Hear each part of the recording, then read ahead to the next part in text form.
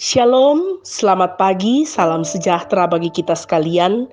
Senang sekali kita boleh diperjumpakan kembali di pagi hari ini, Kamis 8 Desember tahun 2022, dalam santapan rohani kita dari Jemaat Silo Campagaya, Klasis Makassar Tengah.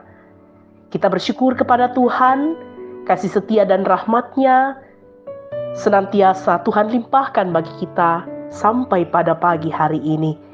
Kita boleh dibangunkan dengan tubuh yang penuh keberkatan dan kita menyambut hari yang baru anugerah Tuhan dalam limpahan rasa syukur kepadanya. Mari bersama kita bawa pengharapan kita, apa yang akan kita lakukan hari ini, kiranya berkenan kepada Tuhan dan membawa berkat bagi diri kita sendiri dan bagi sesama kita. Karena itu mari kita teduhkan hati kita dan kita berdoa. Kepadamu Tuhan, kami mengangkat syukur dan puji-pujian atas segala penyertaan dan kasih Tuhan yang Engkau nyatakan bagi setiap kami anak-anak-Mu. Kami bersyukur bahwa kami boleh bangun dari tidur kami dan menyambut hari baru karunia Tuhan. Kami akan memulai segala aktivitas, pekerjaan dan usaha serta rutinitas kami, tetapi sebagai anak-anak yang terus berpengharapan di dalam Tuhan dan menyandarkan akan seluruh karya dan karsa kami di dalam kehendak dan hikmat-Mu. Kami akan mendasarinya itu di dalam firman Tuhan yang akan kami baca, dengarkan dan renungkan bersama. Roh Kudus kami harapkan menuntun dan menerangi hati kami, sehingga firman ini senantiasa menghidupi kami di dalam seluruh hidup kami. Inilah kami Tuhan yang datang berdoa kepadamu. Di dalam Kristus Yesus kami bermohon. Amin. Bapak Ibu Saudara-saudara yang kekasih dalam Tuhan, bacaan kita di pagi hari ini terambil dari surat 2 Petrus pasal 3 ayat 1 sampai dengan ayat yang ke-10. Surat Petrus yang kedua pasal 3 ayat 1 sampai dengan ayat yang ke-10. Demikianlah sabda Tuhan. Hari Tuhan, itulah judul perikop pembacaan kita. Saudara-saudara yang kekasih, ini sudah surat yang kedua yang kutulis kepadamu. Di dalam kedua surat itu aku berusaha menghidupkan pengertian yang murni oleh peringatan-peringatan, supaya kamu mengingat akan perkataan yang dahulu telah diucapkan oleh nabi-nabi kudus, dan mengingat akan perintah Tuhan dan juru selamat yang telah disampaikan oleh rasul-rasulmu kepadamu. Yang terutama harus kamu ketahui ialah bahwa pada hari-hari zaman akhir akan tampil pengejek-pengejek dengan ejekan-ejekannya, yaitu orang-orang yang hidup menurut hawa nafsunya. Kata mereka, di manakah janji tentang kedatangannya itu? Sebab sejak bapa-bapa leluhur kita meninggal, segala sesuatu tetap seperti semula pada waktu dunia diciptakan. Mereka sengaja tidak mau tahu bahwa oleh firman Allah langit telah ada sejak dahulu, dan juga bumi yang berasal dari air dan oleh air. Dan bahwa oleh air itu bumi yang dahulu telah binasa dimusnahkan oleh air bah. Tetapi oleh firman itu juga langit dan bumi yang sekarang terpelihara dari api dan disimpan untuk hari penghakiman dan kebinasaan orang-orang fasik. Akan tetapi saudara-saudaraku yang kekasih, yang satu ini tidak boleh kamu lupakan, yaitu bahwa di hadapan Tuhan satu hari sama seperti 1000 tahun, dan 1000 tahun sama seperti satu hari. Tuhan tidak lalai menepati janjinya, sekalipun ada orang yang menganggapnya sebagai kelalaian.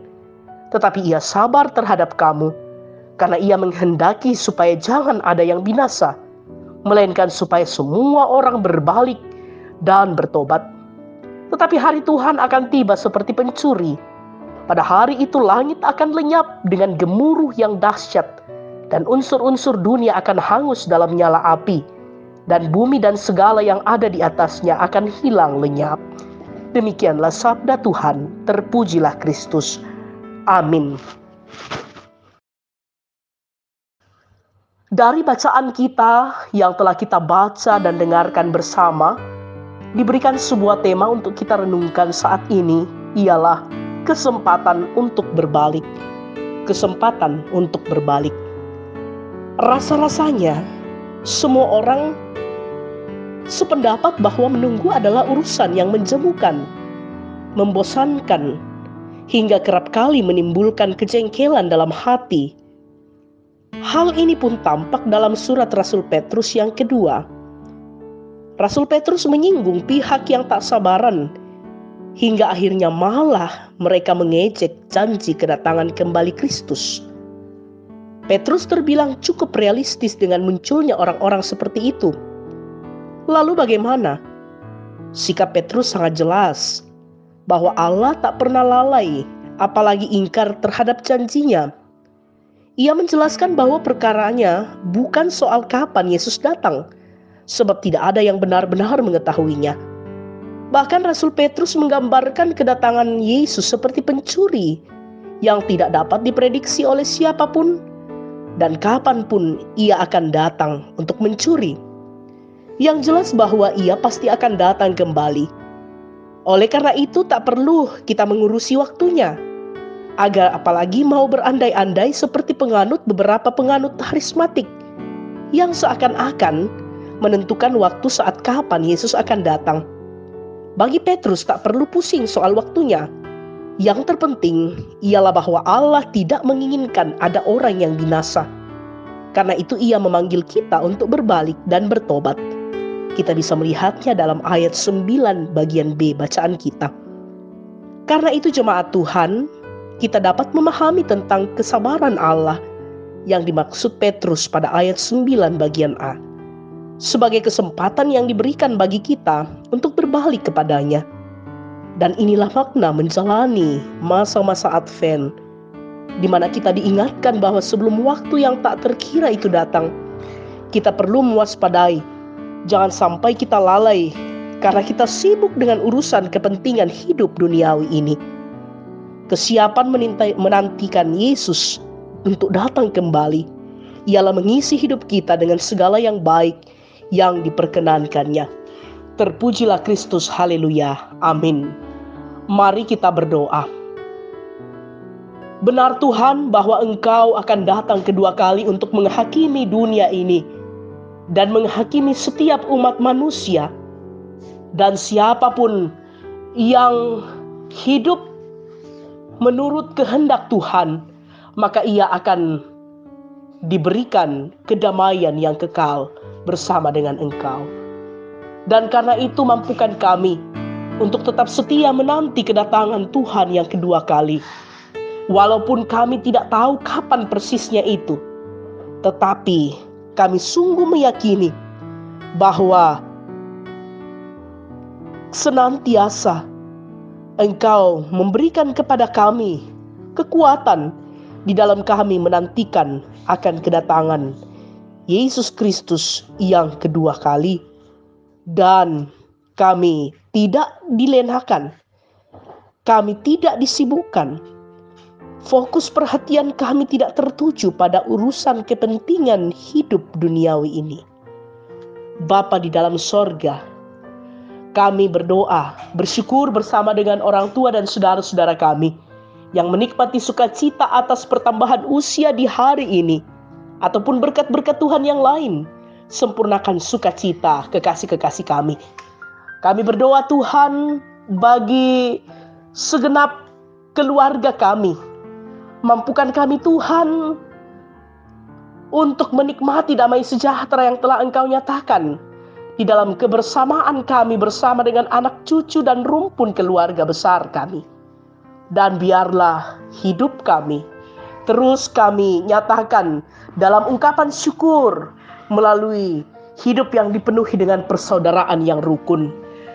Kami berdoa Tuhan bagi segenap orang tua kami yang berada dalam usia lanjut, perteguh iman, percaya dan harap mereka, dan melalui kepekaan kami sebagai anak cucu dan keluarga, itu pun menjadi sumber semangat bagi orang tua kami untuk menjalani hidup anugerah-Mu. Kami berdoa Tuhan bagi segenap saudara-saudara kami, orang tua kami yang bergumul karena gangguan kesehatan yang mereka alami. baik itu yang sementara dirawat di rumah-rumah perawatan atau rumah sakit, yang sementara berobat jalan, yang sementara dirawat di rumah, dan yang sementara menjalani masa atau proses istirahat atau masa pemulihan. Tuhan, kami percaya urapan kesembuhan dari Tuhan akan Engkau nyatakan dalam kehidupan orang tua dan saudara-saudara kami. Bapa di dalam sorga, kehidupan hamba-hamba Tuhan kami percayakan ke dalam tangan kasih-Mu. Biarlah senantiasa mereka terus membaktikan hidup mereka, pelayanan mereka untuk Tuhan. Bapa di dalam sorga, hidup kami hari ini kami serahkan ke dalam tangan kasih-Mu. Dan berkati akan setiap persiapan-persiapan kami masing-masing dalam merayakan akan hari kelahiran Tuhan kami Yesus Kristus.